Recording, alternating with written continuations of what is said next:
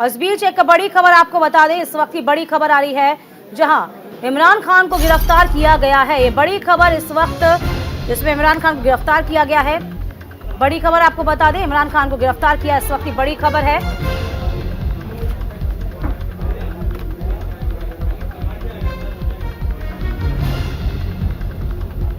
तो फिलहाल आपको बता दें, लंबे अरसे से इमरान खान जो थे पुलिस की गिरफ्त से बाहर चल रहे थे और इसी बीच ये बड़ी खबर आ रही है पाकिस्तान से, जहां इमरान खान को अब गिरफ्तार कर लिया गया है। तो बड़ी और बेहद अहम खबर है ये, क्योंकि इमरान खान जिस तरीके से बचते बचाते हमेशा नजर आ रहे थे और कहा जा रहा था कि इमरान खान को पुलिस नहीं ढूंढ पा रही थी। इस बीच बड़ी खबर आपको बता दें कि इमरान खान को अब पुलिस ने गिरफ्तार किया है। तो बड़ी खबर इस वक्त पाकिस्तान से, जहां इमरान खान अब पुलिस के हत्थे चढ़ गए हैं। ये बड़ी खबर इस वक्त पाकिस्तान से मिल रही है। तहरीक-ए-इंसाफ पार्टी के जो प्रमुख हैं इमरान खान, जिसे पूर्व पीएम है इमरान खान, जिसे अब गिरफ्तार किया गया है।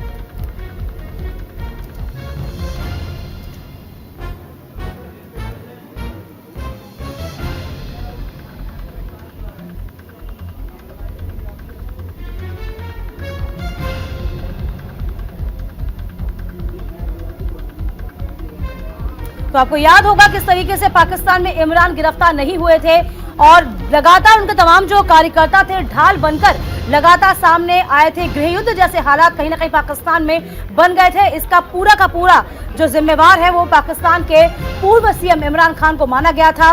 और इसके बाद भी कहीं ना कहीं लगातार इमरान खान जो है पुलिस से बचते हुए नजर आ रहे थे। तो फिलहाल लगातार तस्वीरें भी आपको दिखाई थी, किस तरीके से तस्वीरें भी सामने आई थी जब इमरान खान के तमाम जो समर्थक हैं एक शील्ड की तरह खड़े हो गए थे और पुलिस को रोक लिया गया था। तो इमरान खान लाख कोशिशों के बाद भी गिरफ्तार नहीं हो पा रहे थे, लाख कोशिशों के बाद भी पुलिस उनको नहीं पकड़ पा रही थी। पाकिस्तान में पुलिस और इमरान के समर्थक किस तरीके से भिड़े थे, इसकी खबरें भी लगातार सामने आई थी।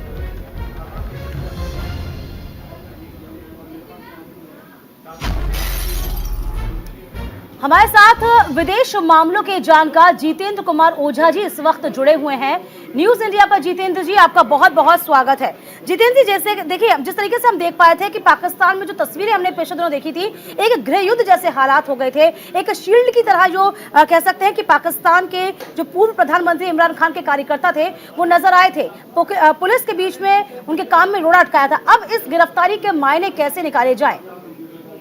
पहली बात, मैं विदेश मामलों का सिर्फ जानकार नहीं जी, मैं फॉर्मर जॉइंट सेक्रेटरी हूँ और मैं जियो पॉलिटिक्स और सिक्योरिटी पढ़ाता हूँ दुनिया भर में। जी जी जी। आपके सवाल पे मैं आता हूँ कि देखिए, पाकिस्तान में जो पॉलिटिकल सिस्टम है, जिस किस्म का आर्मी का वर्चस्व है, उसने क्या काम किया है कि पूरी सोसाइटी को सबवर्ट कर दिया है, भ्रष्ट कर दिया है।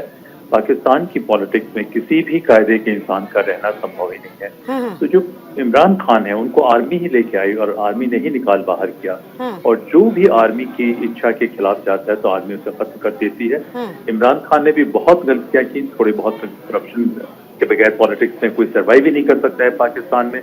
दूसरी बात, इन्होंने रेडिकलिज्म का भी सहारा लिया, ये आर्मी के पिट्ठू बने रहे और उसके बाद फिर उन्होंने आर्मी को ही आंख दिखानी शुरू कर दी, जो आर्मी को कभी पसंद नहीं आएगा।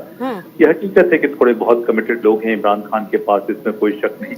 लेकिन पाकिस्तान की पॉलिटिक्स जो है एकदम अनगवर्नेबल होती जा रही है। और उसका एकमात्र उपाय लग रहा है कि चाइना के एक वेसल स्टेट के रूप में वहां की आर्मी पाकिस्तान को डिक्टेट करके चलाएगी। तो इस तमाशे को कोई बहुत अन्यथा नहीं लिया जाए, ये तो होना ही था।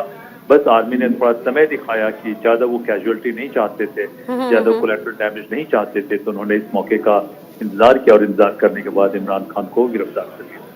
लेकिन देखिए, जिस तरीके से हम देख पा रहे थे जितेंद्र जी, पिछले दिनों एक वीडियो भी कहीं ना कहीं वायरल हुआ था और इस वीडियो के बाद इमरान खान का ये वीडियो था, उन्होंने कहा था कि अपने समर्थकों से कहा था कि वास्तविक आजादी के लिए आप घरों से निकलिए, और लोग घरों से निकलना भी शुरू हो गए थे। यानी कि जिस तरीके से आप कह रहे थे कि खुद ही आर्मी उनको लेकर आई थी, जब आर्मी का विरोध खुद इमरान खान करने लग गए तो इसके बाद आर्मी को वो हजम नहीं हो पा रहे थे। तो फिलहाल अब इस पूरे घटनाक्रम को हम कैसे देखेंगे? क्योंकि इमरान खान तो पहले ही कह गए थे कि यदि मुझे जेल भेज दिया जाता है या फिर मुझे मार दिया जाता है, तो ये वो पहले ही अंदेशा जाहिर कर चुके हैं। तो क्या अब एक दबाव रहेगा या इमरान खान के साथ कुछ भी हो सकता है? हम क्या माने से? देखिए, ये इमरान खान के साथ तो बिल्कुल कुछ भी हो सकता है कि जिस किसी ने कभी भी आर्मी के खिलाफ आवाज उठाई उसको खत्म कर दिया जाएगा। ये पुराना इतिहास है, शुरू करें सिकंदर मिर्जा जो उनके जैसे, पहले ही ये थे कि एकदम भिगमंगई में उनकी अंतिम सांसें गई। जुल्फिकार अली भुट्टो को देखे कि जरा सा वो आर्मी के खिलाफ गए, उनको उन्होंने कू करके फांसी पे लटका ही दिया। बेनजीर भुट्टो एक पॉपुलर लीडर बनने की कोशिश की, उनको गोली मरवा दिया। तो ये देखिए कि जो यहाँ की बहुत बड़ी क्रिमिनलाइज फोर्स है वो पाकिस्तानी आर्मी है, और उसको हमेशा से किसी न किसी बाहर की ताकतों का एक समर्थन मिलता रहा है, और बहुत से क्राइम करने में वो हिचकती नहीं है। तो ये एक ऐसी क्रिमिनल फोर्स है जिसको पूरी टेरिटरी मिली हुई है, और उस टेरिटरी में वो क्राइम करते ही जा रही है। तो या तो उसके पिट्ठू ही वहाँ की राजनीति में आ सकते हैं, और जिसने जरा सा भी उनके खिलाफ जाने की कोशिश की वो खत्म कर देंगे।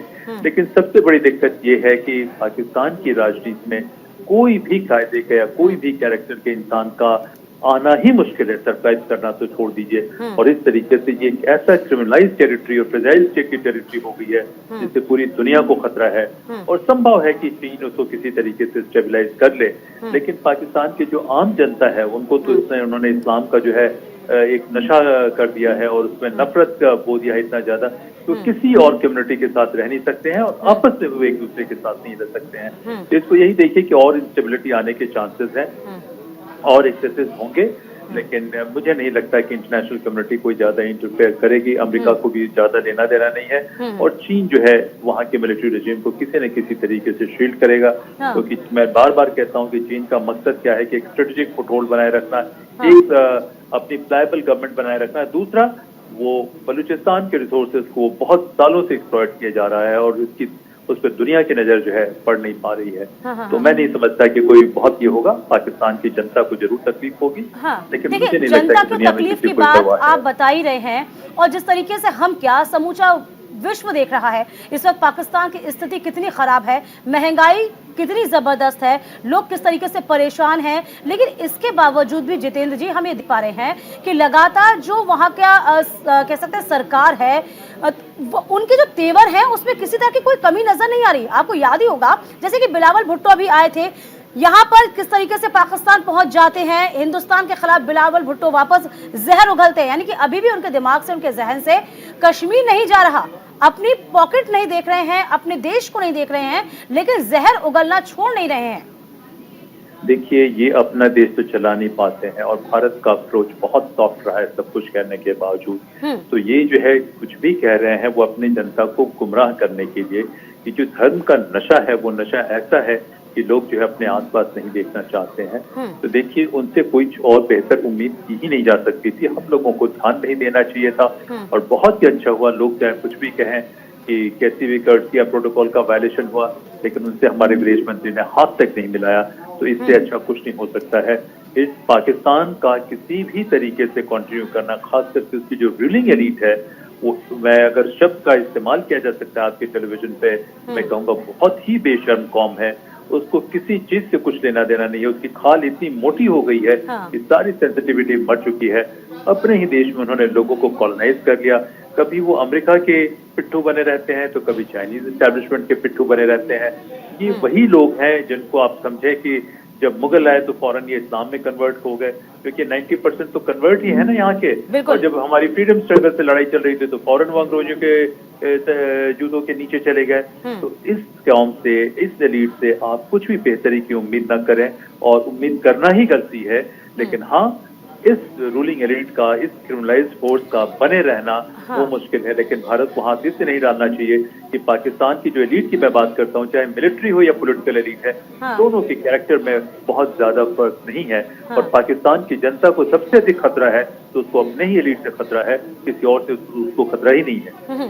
देखिए जितेंद्र जी, ये तो अभी आपको रोकना चाहूंगी मैं, जरा ये देखिए तस्वीरें, जरा आप देखिए किस तरीके से लगातार यहाँ पर सुपर एक्सक्लूसिव तस्वीरें हम आपको दिखा रहे हैं। यहाँ पर पूर्व पीएम जो है इमरान खान को गिरफ्तार किया गया है, भारी पुलिस फोर्स यहाँ पर तैनात की गई थी।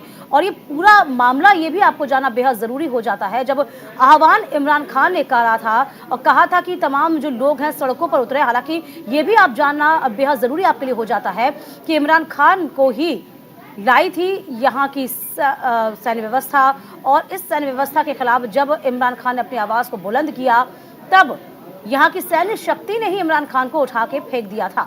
तो फिलहाल आपको बता दें, इमरान खान की जो गिरफ्तारी है अब हो चुकी है, लेकिन इमरान खान कई वीडियो संदेश इससे पहले जारी कर चुके थे। उन्होंने कहा था कि हमें अब आज़ादी चाहिए, आज़ादी चाहिए यहाँ के हुक्मरानों से और यहाँ की नीतियों से।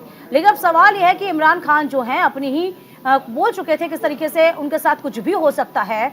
अब आगे देखना ये होगा कि क्या इमरान खान सेफ रह पाते हैं। तो फिलहाल हम आपको बता रहे हैं, वो तस्वीरें हम आपको दिखा रहे हैं।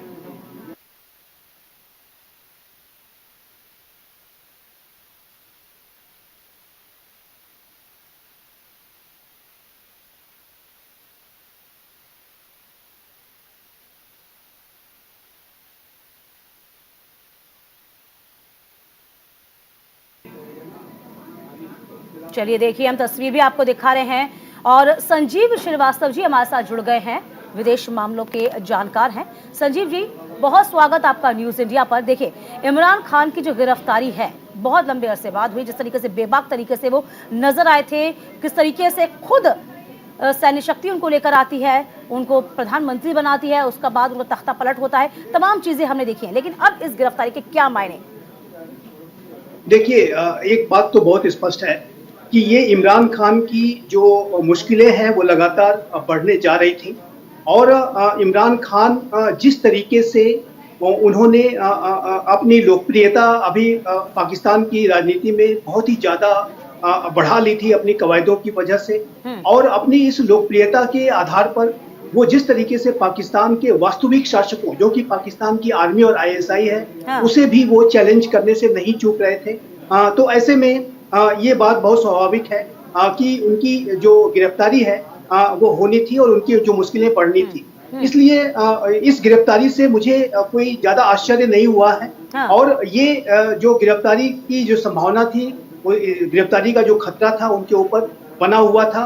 साथ ही साथ मैं ये भी कहूंगा कि इमरान खान जेल में तो जाएंगे ही, साथ ही साथ उनके लाइफ पर भी जो है थ्रेट्स हैं और इमरान खान इसी वजह से अपनी सुरक्षा को लेकर के बहुत ही ज्यादा उन्होंने अपनी चिंता व्यक्त की थी और सतर्कता बरती थी। तो जो कि पाकिस्तान की जो डेमोक्रेसी है, जो पाकिस्तान का जो पूरा तंत्र है, वो पाकिस्तान की आर्मी और आईएसआई संचालित करती है। और पाकिस्तान की आर्मी और आईएसआई को जिस तरीके से पाकिस्तान के पूर्व प्रधानमंत्री इमरान खान के द्वारा चैलेंज करने की कोशिश की जा रही थी, उसको वहां के वास्तविक हुक्मरानों ने जाहिर है कि पसंद नहीं किया है और वो इमरान खान की बढ़ती हुई लोकप्रियता से भी भारी दबाव में थे। हमने ये भी देखा था अभी हाल के समय में कि जो पाकिस्तान की जो खुफिया एजेंसी आईएसआई है, उसके डीजी को एक रेयर प्रेस कॉन्फ्रेंस करनी पड़ी थी। जनरली इंटेलिजेंस एजेंसी और वो भी पाकिस्तान जैसी राष्ट्र की इंटेलिजेंस एजेंसी इस तरीके की प्रेस कॉन्फ्रेंस को नहीं करती है। लेकिन एक प्रेस कॉन्फ्रेंस के माध्यम से एक केन्या में एक पाकिस्तानी पत्रकार की हत्या के संदर्भ में जो तमाम तरीके के आरोप इमरान खान की तरफ से लगाए जा रहे थे, उसके जवाब में उन्होंने ये प्रेस कॉन्फ्रेंस की थी और उसमें इमरान खान के ऊपर, उनकी पार्टी पाकिस्तान तहरीक इंसाफ के ऊपर बड़े हमले भी किए थे। तो ये स्पष्ट रूप से दिखता था कि पाकिस्तान की जो वास्तविक हुक्मरान है वो इमरान खान को पसंद नहीं करते हैं और यही कारण है कि उनकी जो मुश्किलें हैं वो लगातार बढ़ती जा रही हैं। अब उनकी गिरफ्तारी हो गई है, पहले भी उनके ऊपर एक जानलेवा हमला भी हुआ था, उनकी सरकार तो जा ही चुकी थी, राज्यों में भी उनकी सरकारें जो है डवाडोल स्थिति में है। तो ये जो पाकिस्तान के पूर्व प्रधानमंत्री इमरान खान की जो मुश्किलें हैं आने वाले समय में और बढ़ेंगी, क्योंकि उनके पाकिस्तान के वास्तविक शासकों, जो कि पाकिस्तान की आर्मी और आईएसआई है, उनके साथ संबंध अच्छे नहीं हैं और इमरान खान की बढ़ती हुई लोकप्रियता से पाकिस्तान की आर्मी और आईएसआई भी भारी दबाव में है और उन्हें वो किसी तरीके से रोकना चाहते हैं। संजीव जी, थोड़ा सा वैसे यहाँ भी समझते हैं ना कि इमरान खान जब थे सत्ता में तो कहते हैं ना, बोया पेड़ बबूल का तो आम कहाँ से होए। तो इमरान खान ने भी खुद क्या किया, जो इस वक्त मौजूदा स्थितियां हैं, चाहे बात हम अभी की कर लें या फिर जो राजनीतिक पार्टियां, राजनीतिक गठबंधन हैं, तब के हो, इमरान खान के वक्त के हो या अभी के हो, इस वक्त जो दौर से गुजर रहे हैं ना आम आदमी लोग, आर्थिक संकट से जूझ रहे हैं, ये किसकी वजह से, शुरुआत कहां से की जाए? क्या इमरान खान ने बहुत अच्छे काम किए? हम कैसे देखें इसे? देखिए, पाकिस्तान के पूर्व प्रधानमंत्री इमरान खान जब 2018 में सत्ता में आए थे तो उन्होंने एक नया पाकिस्तान बनाने का वायदा किया था। और इस नया पाकिस्तान को बनाने का जो एक के वायदे को लेकर के वो जनता के बीच में गए थे और उस आधार पर उन्होंने वोट मांगे थे। लेकिन ये पाकिस्तान की जो सच्चाई है, जो कड़वी सच्चाई है, वो ये थी कि जब उस समय जब वो प्रधानमंत्री बने थे तो तत्कालीन जो आर्मी चीफ जनरल बाजवा उनको पूरा सपोर्ट कर रहे थे। उस समय की जो जो एस्टेब्लिशमेंट थी, वहाँ के जो आर्मी और आईएसआई के जो लीडर्स थे, वो सभी इमरान खान को सपोर्ट कर रहे थे। और इसी वजह से हमने ये भी देखा था कि इलेक्शंस के जस्ट कुछ समय पहले उस समय के प्रधानमंत्री नवाज शरीफ को अपने पद से इस्तीफा देना पड़ा था और उनको एक करप्शन के आरोप में जेल जाना पड़ा। और उसके बाद जो इलेक्शंस हुए, उस इलेक्शन में आर्मी और आईएसआई ने इमरान खान को पूरा सपोर्ट किया और उनको सत्ता में बिठाया। यहाँ तक कि इलेक्शन की रिगिंग की भी खबरें आई थी और इस रिगिंग को कराने का कार्य भी वहाँ की आर्मी और आईएसआई ने किया था। यहाँ तक कि जो इलेक्शंस के बाद जो अलायंसेस और पार्टनर्स को अगर ढूंढने की भी आवश्यकता जब पड़ी, क्योंकि इमरान खान को बहुमत नहीं मिला था, तो आर्मी और आईएसआई ने भी व्यवस्था कराई। लेकिन उस समय जो पाकिस्तान के जनरल बाजवा के साथ जो संबंध थे वो बहुत अच्छे थे। लेकिन बाद में और उस समय इमरान खान इस बात को इनकार नहीं कर सकते, वो इस बात को जानते हैं कि पाकिस्तान की आर्मी और आईएसआई ने ही उन्हें सत्ता में बिठाया था। जब तक उनके आर्मी और आईएसआई के साथ संबंध अच्छे रहे तो वो सत्ता में बने रहे।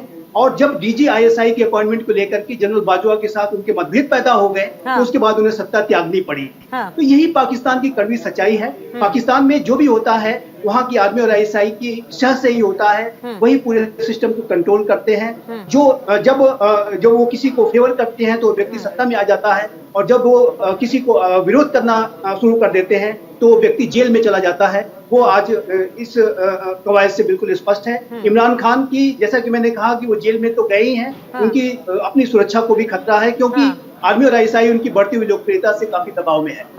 तो अब आगे क्या स्थितियां आपको नजर आ पाती हैं, क्योंकि हम संजीव जी देख पा रहे हैं कि पाकिस्तान में क्या लगता है आगे गृह युद्ध जैसे हालात नजर आएंगे, क्योंकि अब गिरफ्तारी इमरान की हो चुकी है, इमरान की पॉपुलैरिटी बहुत ज्यादा है, यहाँ पर सैन्य दबाव भी है, और मौजूदा स्थितियां कुछ ऐसी हैं, कुछ इस कदर हैं कि आपने देखा ही होगा कि जिस तरीके से बिलावल आए थे यहाँ पे हिंदुस्तान आए थे, शामिल हुए, जब वापस लौटते हैं वहाँ के विदेश मंत्री इंडिया को वापस कोसते नजर आते हैं, यानी कि जो तेवर हैं उन तेवरों में कोई कमी नजर नहीं आती है।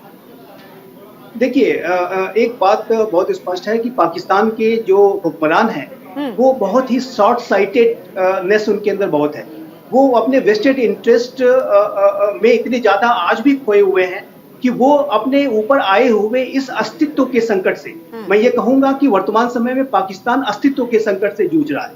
पाकिस्तान की अगर आप आर्थिक स्थिति देखें तो ये एक कंगाली की कगार पे खड़ा हुआ राष्ट्र है, और सामरिक रूप से उसकी जो पोजीशन है वो बहुत ही पुअर है। आतंकवाद के एपी सेंटर के रूप में जाना जाता है। और अब ये जो आतंकियों को, जिसको कि पाकिस्तान ने अपने देश में अपनी जमीन पर पाला पोसा बड़ा किया, वही आतंकी अब पाकिस्तान पर शासन करने की मंशा रखने लगे हैं।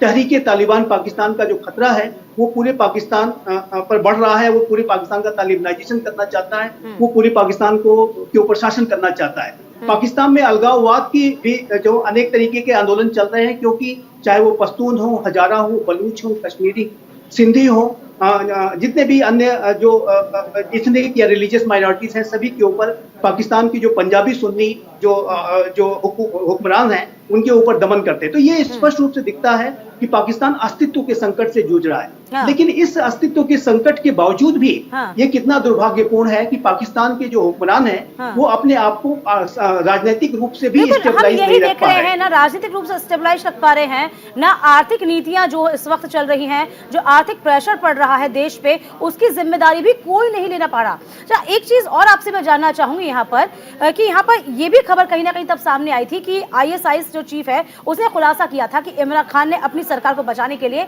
जनरल बाजवा को असीमित समय के लिए सेवा व्यवस्था देने का ऑफर दिया था। इसे बाजवा ने ठुकरा दिया था। ये कहां तक सच्चाई आपको नजर आती है इस बात में?